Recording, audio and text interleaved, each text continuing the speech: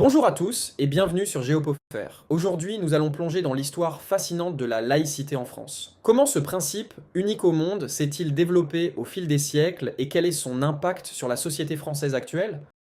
Restez avec nous pour le découvrir et abonnez-vous à notre chaîne. Chapitre 1. Les origines de la laïcité.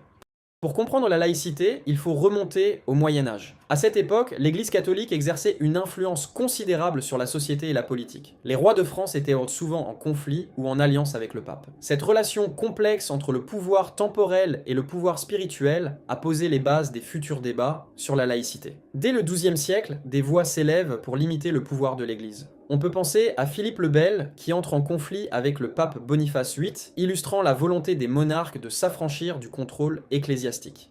Chapitre 2. La Révolution française. Le véritable tournant a eu lieu pendant la Révolution française de 1789. Les révolutionnaires, prônant les idéaux de liberté, d'égalité et de fraternité, voulaient réduire l'influence de l'Église. En 1790, la constitution civile du clergé soumet l'Église à l'État. Puis, en 1795, le Directoire établit la séparation de l'Église et de l'État, bien que temporairement. La Déclaration des droits de l'homme et du citoyen de 1789 pose des principes qui seront essentiels pour la laïcité. Nul ne doit être inquiété pour ses opinions, même religieuses, pourvu que leurs manifestations ne troublent pas l'ordre public établi par la loi. Chapitre 3. Le 19e siècle.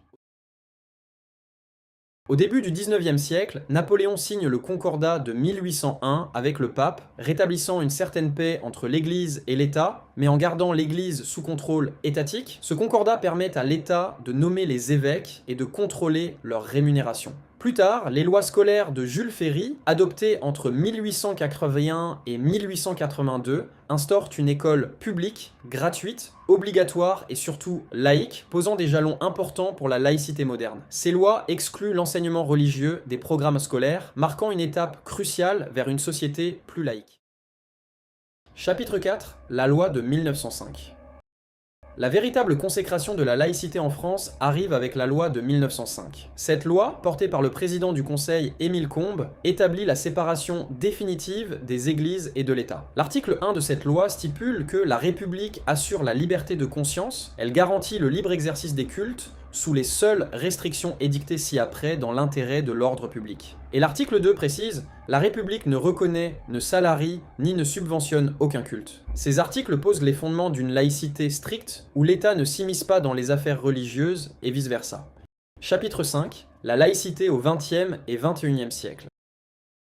Au XXe siècle, la laïcité continue d'évoluer. La constitution de la veuve République de 1958 renforce le principe en affirmant que la France est une république indivisible, laïque, démocratique et sociale. Les débats autour du port de signes religieux à l'école et dans l'espace public montrent que la laïcité reste un sujet brûlant d'actualité. La loi de 2004 interdit le port de signes ou de tenues manifestant ostensiblement une appartenance religieuse dans les écoles publiques, reflétant les tensions et les défis contemporains liés à la laïcité. Plus récemment, en 2010, la loi interdisant la dissimulation du visage dans l'espace public, souvent perçue comme visant le port du voile intégral, a encore souligné les enjeux et les controverses entourant la laïcité.